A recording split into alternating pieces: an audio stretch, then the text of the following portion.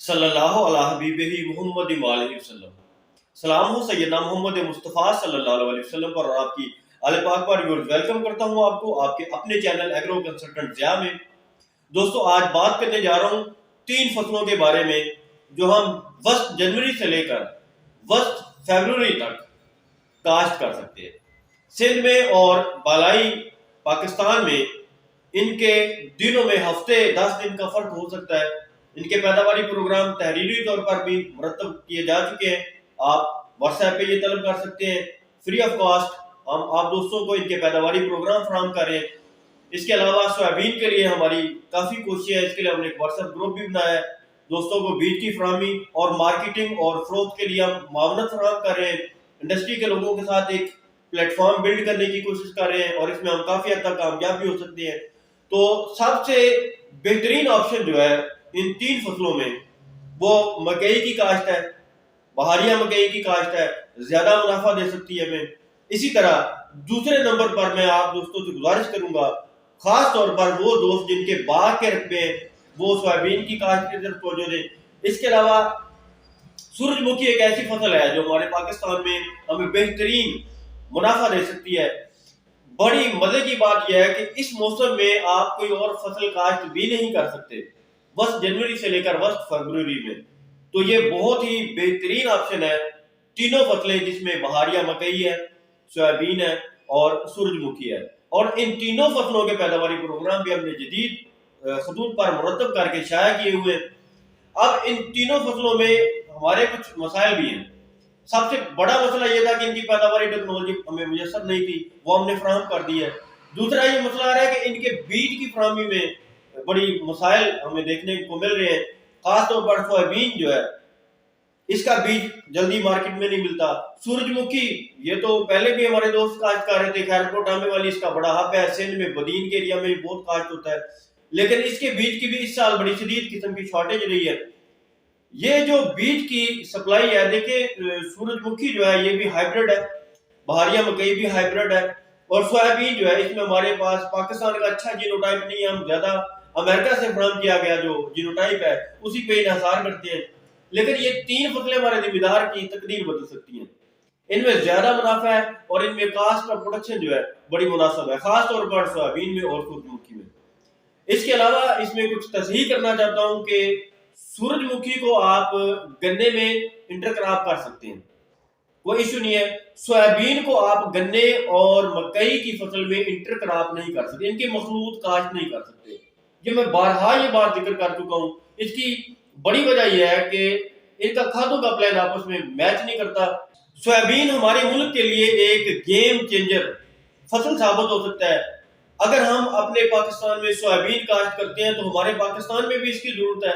Poultry industry सारी इसी पे नजार कर रही है, हम बाहर से इंपोर्ट कर रहे हैं। एक तो हमारा इंपोर्ट बिल बच जाएगा, हम अपने मुल्क के डॉलर बचाने में कामयाब हो जाएंगे। दूसरा क्या है कि हम इसकी इतने बड़े पैमाने पर प्रोडक्शन कर सकते हैं कि चाइना की इस साल की जो डिमांड थी वो 20 अरब डॉलर की थी 2022 में, और 2023 में क्योंकि डॉलर की प्राइस भी बढ़ चुकी है इंटरनेशनल मार्केट में पाकिस्तान के हिसाब से, तो ये तो 25 से 30 अरब डॉलर की वैल्यू में चला जाता है।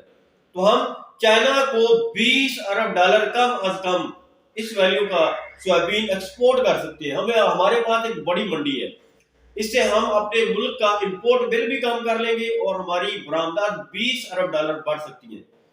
तो दोस्तों ये वो प्लान है जिन पे हमें तवज्जो देने की जरूरत है। देखिए दोस्तों, कनाडा अगर आज कनाडा बन गया तो कनाडा के तरक्की याफ्ता मुल्क बनने में जो पहला पिलर था वो कैनोला था। कैनोला की फसल से कनाडा ने गेम शुरू की और आज वो अरूज पर चला गया। देखिए जब आप एक ज़राई इंडस्ट्री बिल्ड करते हैं उससे मुल्क में पैसा आता है, उसके बाद ही पर आप अपनी मईशत को संभालने के बाद ही आगे चलते हैं, इंडस्ट्री की तरफ चलते हैं। इसी तरह अमेरिका की अगर बात की जाए, ऑस्ट्रेलिया की अगर बात की जाए तो इस वक्त दोनों तरक्की के अरूज पर है और दोनों ही मुल्क दालों पर, सोयाबीन पर और चने पर काम कर रहे हैं। बहुत ज्यादा उन्होंने इसमें अच्छी अकसाम मुतारफ करवाई है और बहुत अच्छी पैदावार ले रहे हैं। 80 मन फी एकड़ तक उनकी पैदावार है। तो ये 3 फसलें तहकीक के दोस्तों को भी मैं रिक्वेस्ट करूंगा कि इस पे काम करना शुरू करें और किसान दोस्त भी इसमें तवज्जो लें। आप दोस्तों की तवज्जो इसमें बहुत जरूरी है, क्योंकि जब तक हमारे किसान जिम्मेदार इसमें शामिल नहीं होंगे तो हम अगला कोई भी नया अमल जो है वो मुरतब नहीं कर सकेंगे। मेरी हुकूमत पाकिस्तान से गुजारिश है कि सोयाबीन की प्रोडक्शन के लिए, इसकी पैदावार के लिए, इसकी मार्केटिंग के लिए किसान भाइयों को एक बेहतरीन माहौल फराहम करें, इसकी एक्सपोर्ट का बंदोबस्त करें। हम देखें इस वक्त डॉलर की कमी का सामना कर रहे हैं, हमारे मुल्क की मईशत, हम खबरें सुनते हैं डिफॉल्ट होने वाली है। माज़अल्लाह ऐसा कभी भी नहीं होगा, डिफॉल्ट भी नहीं होने वाली। ये सारी सियासी एक गहमा गहमी और एक हवा या माहौल पैदा किया गया। अल्हम्दुलिल्लाह हमारा पाकिस्तान एक जिम्मेदार एटमी मुल्क है। हमारे अल्हम्दुलिल्लाह दोस्तों के पास, हमारे पाकिस्तान में अवाम के पास बड़ी वाफर मकदार में इकोनॉमिक्स बड़ी बेहतर है, पैसा भी अच्छा है। हमारे बहुत सारे भाई बैरून मुल्क बैठे हैं, 26 से 30 अरब डॉलर हमें बाहर से वो भेज रहे हैं। हमारी एक्सपोर्ट जो है वो 20 से 24 अरब डॉलर के करीब है। तो डिफॉल्ट होने की कोई इतनी बड़ी परेशानी नहीं है। बहरहाल एक माहौल ऐसा पैदा कर दिया गया कि मायूसी हर तरफ। लेकिन इस मायूस को सूरत हाल में हम सोयाबीन से, सूरजमुखी से अपने मुल्क की मईशत को संभाल सकते हैं। और ये देखिए, बस जनवरी से लेकर बस फरवरी का ऐसा टाइम है कि जिसमें हम कोई और फसल एडजस्ट भी नहीं कर पा रहे होते। बाद जमीन हमारी फारग रह जाती है, खाली होती है, उसमें हम परेशान होते हैं कौन सी फसल काश्त करें। तो आप सोयाबीन, सूरजमुखी और बहारिया मकई की काश्त कर सकते हैं। तीनों ही कामयाब फसलें हैं। और परेशानी ये है कि इन तीनों के बीज हमारे मुल्क में कोई भी कंपनी पैदा नहीं कर रही है। तो कंपनी से मेरी गुजारिश है कि वो सोयाबीन का बीज फराहम करने की कोशिश करें। इसी तरह सूरजमुखी में हमारा फैसलाबाद में अयूब ज़राई तहकीकाती अदारा जो है उसने एक हाइब्रिड मुतारफ करवाया हुआ है। उनसे भी मेरी अपील है कि वो इसको आगे लेके जाए, ताकि हम पाकिस्तान में तैयार होने वाले हाइब्रिड और बीज जो है वो अपने किसान दोस्तों को फराहम कर सके, अच्छी पैदावार ले सके हमारा किसान। और मेरी आपसे अपील है कि आप ये मत सोचें कि हमारा मुल्क जो है ये डिफॉल्ट हो रहा है, हम कोई सियासतदान नहीं है, हम अपने मुल्क के डॉलर बचा सकते हैं। अगर आप वाकई पाकिस्तान से मुखलस हैं और इसकी मईशत को बेहतर करना चाहते हैं तो सोयाबीन लगाएं, आप सूरजमुखी की फसल लगाएं, क्योंकि ये दोनों हमारे मुल्क की दरामदात का बेल काम करेगी।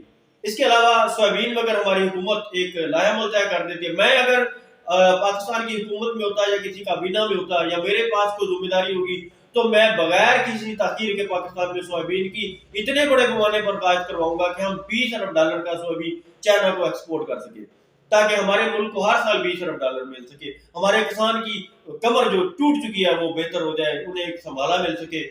हम कन्फर्म ऑर्डर है हमारे पास 20 अरब डॉलर के चाइना के लिए, लेकिन हम इनको कैश करने में नाकाम है। ये हमारी सियासत की, हमारी जमहूरियत की, हमारी हुकूमत की बहुत बड़ी नाकामी है। हमारी ज़राई साइंसदान जो है इनको इस तरफ तवज्जो देने की जरूरत है। चले अगर हुकूमत इस तरफ तवज्जो नहीं दे रही, हमें ही तवज्जो दे लेनी चाहिए। हम 1 अरब डॉलर की दालें बाहर से इम्पोर्ट करते हैं, हमें शर्म आनी चाहिए। 1 अरब डॉलर हम किसान जिम्मेदार अपने पाकिस्तान का बचा सकते हैं दालों की काश्त करके। दालें काश्त करेंगे तो 1 अरब डॉलर हमारे मुल्क का बच जाएगा। सोयाबीन काश्त करेंगे तो कितने करोड़ों डॉलर हमारे मुल्क के बच जाएंगे। सूरजमुखी काश्त करेंगे, हमारी आयल की दरामदात कम हो जाएगी। 8 अरब डॉलर की हमारी ज़राई दरामदात है। 8 अरब डॉलर का बिल हम किसानों के कंधों पर है। अगर हम 8 अरब डॉलर का ये दरामदी बिल कम कर लेते हैं, हमें गंदम इम्पोर्ट नहीं करनी चाहिए, हमें प्याज और लहसुन और टमाटर इम्पोर्ट नहीं करना चाहिए।